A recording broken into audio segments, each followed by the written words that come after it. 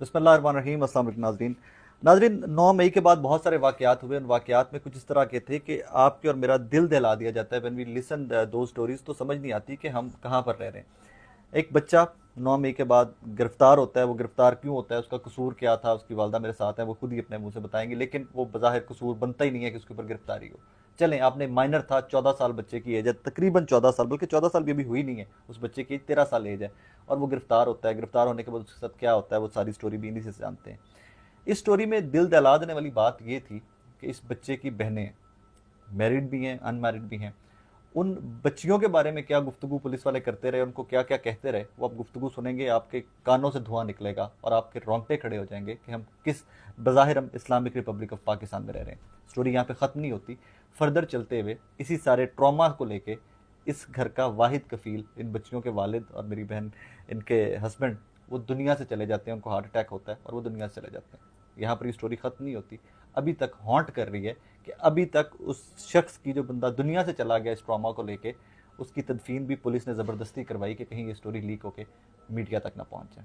मैं डिटेल्स क्या हैं, मोटी मोटी डिटेल्स कुछ सेंसर करते हुए, क्योंकि बाकी अगर अनसेंसर्ड मैं आप तक पहुंचाऊं तो मुझे लगता है कि वो कैमरे के सामने भी लाने वाली डिटेल्स नहीं। मेरी बहन, अस्सलाम वालेकुम।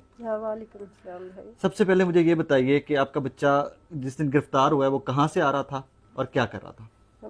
बेटा, मेरा बेटा जो था वो एकेडमी से पढ़ के आ रहा था। रास्ते में उसके फ्रेंड्स भी थे साथ। उन्होंने छोटी सी एक वीडियो बनाई है। वीडियो में मेरा बच्चा ऐड नहीं था, सिर्फ उनके पास सिर्फ ओनली जस्ट वीडियो थी। और वीडियो उन्होंने अपलोड कर दी कहीं पे वो? जी नहीं, उन्होंने अपलोड नहीं की। इन्होंने उससे मोबाइल छीना और छीन के तो मियाँ अहमद स्तार है जो, उसने मेरे बेटे से मोबाइल छीना और उसको गिरफ्तार किया।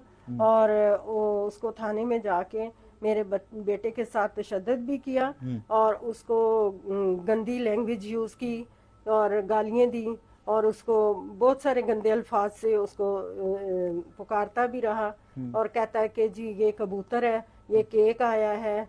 फिर हम लोग पीछे पहुंचे हैं, उसकी बहनों पे बड़े गलत अल्फाज इस्तेमाल किए, ये गोरी चिट्टी हैं, हमारा काम चलता रहेगा, इसको गिरफ्तार किए रखो, इनको इसको ना छोड़ो, पता नहीं क्या क्या। और फिर ये मेरे घर लेके आया पुलिस और पुलिस ने हमारे ऊपर तशद्दुद किया, हमें गाली गलौज की और बहनों के ऊपर भी बहुत सारे गंदे अल्फाज यूज़ किए, जिसकी वजह से मेरे हस्बैंड बुरी तरह खौफजदा हो गए। उनको अटैक आया, उन्होंने बहुत सोरियाँ की लेकिन इनको रहम ना आया। मेरे हस्बैंड दुनिया से रुखसत हो गए और मेरी छत उड़ गई। लेकिन मैं जैसे ही हॉस्पिटल लेके गई हूँ उनको, जब तक वो दम तोड़ चुके थे।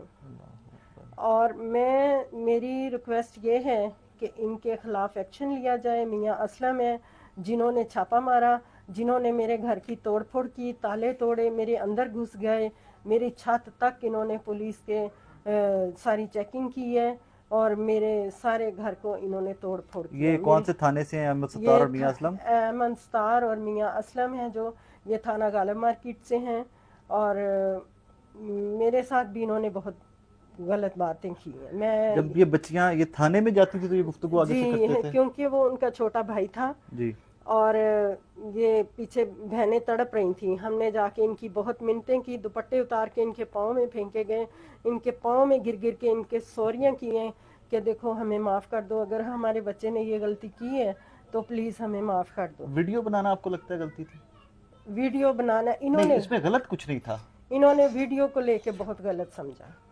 उस बच्चे ने, अगर वो एकेडमी से, जो आप बता रहे हैं मुझे कि वो जी वापस आ रहा था, उसने वहां से रुक के, बच्चे बाकी उसके दोस्त साथ थे, उन्होंने वहां पे एक वीडियो बनाई है। क्योंकि ये जी वाकया है लिबर्टी का, हाँ जिस दिन जी लिबर्टी वो प्लाजा जल रहा था जो राउंड जी, अबाउट के बिल्कुल साथ सब है, कुछ खत्म हो चुका अस्करी था जी। टावर जो जल रहा था, खत्म हो गया था जल के, वहां पे वो जो हंगामा आई थी वो भी खत्म हो चुकी हुई थी। तो ये बच्चे अपनी ट्यूशन खत्म करके वापस आ रहे थे और वापस आते हुए इन बच्चों ने वहां पे खड़े होकर, कोई बहुत बड़ी दुनिया वहां पे, मैं खुद वहां पे उस दिन कवरेज के लिए मौजूद था, हजारों लोग थे वहां खड़े होकर जो वीडियोस बना रहे थे।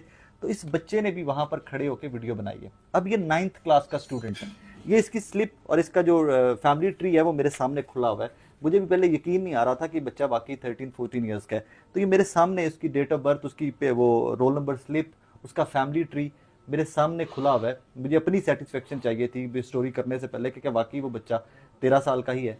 मुझे समझ नहीं आ रही, यहाँ पर चंद सवालात हैं कि हमारा निज़ाम अदल और हमारा पुलिसिंग का सिस्टम कितना घटिया हो चुका हुआ है कि हमने एक माइनर को पकड़ा, हमने उस माइनर के पकड़ने के बाद उसके ऊपर क्या क्या डाला वो कहानी छोड़ दीजिए, लेकिन उस माइनर की फैमिली जिस ट्रॉमा से गुजरी है कि ये बच्चियों के बारे में जो ये अभी इन्होंने बहुत कम, मेरी बहन ने अल्फाज और बहुत कम चीज़ें हैं जो आप तक कैमरे के थ्रू बताई हैं जो इन बच्चियों के बारे में अल्फाज पुलिस वाले यूज़ करते रहे। इमेजिन कीजिए कि आप थाने में हैं या आप पुलिस के कस्टडी में हैं या आप हवालात में या जेल में हैं और आपका मुलाकाती कोई आए तो आप उसको कहें कि गोरियां चिटियां ने मेरे को बैंड बना रोटी छोटी खान तो फिर तेरे भरा दे बारे हमसे पैसे लेते थे, जूस पीते थे और बकायदा बर्गर मंगवाते थे, सब इनका खाना पीना लगा रहता था। और हमारे से इन्होंने हमारे साथ इन्होंने ऐसे ऐसे अल्फाज गलत इस्तेमाल किए कि जी ये गोरी चिट्टी हैं, हम अपनी बहनों को बुलाया करो, इधर मिलने आया करें, आपके साथ आपकी वजह से हम उनको देखते रहा करेंगे। असलम तफ्तीशी ने भी अपने ऑफिस में बैठ के हमने इसकी मिन्नतें की हैं, इन्होंने बड़े गौर गौर से हमारे फेस नोट किए हैं और देखता रहा और फिर इसने भी बातें की हैं।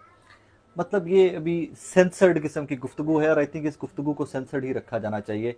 लेकिन इस सारी सिचुएशन के अंदर इनके सरों की छत, इन बच्चियों के, इस बच्चों के सरों की छत जा चुकी है।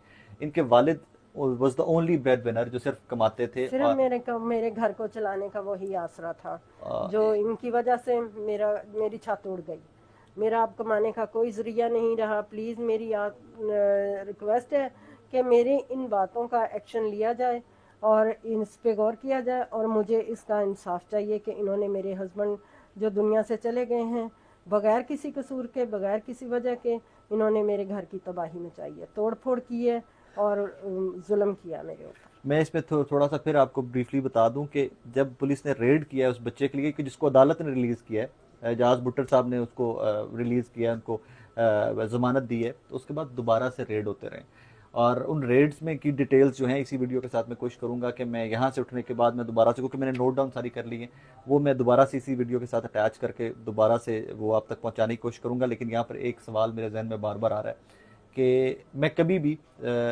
जो गैर जमहूरी या जो इलेक्टेड नुमाइंदे हैं उनके अलावा कभी भी की एक्शन की उम्मीद या रिक्वेस्ट नहीं करता। आज पहली दफ़ा मैं रिक्वेस्ट करूँगा मोहसिन नकवी साहब से, because he is not elected, वो एक निगरान सेटअप का वज़ीर आला हैं।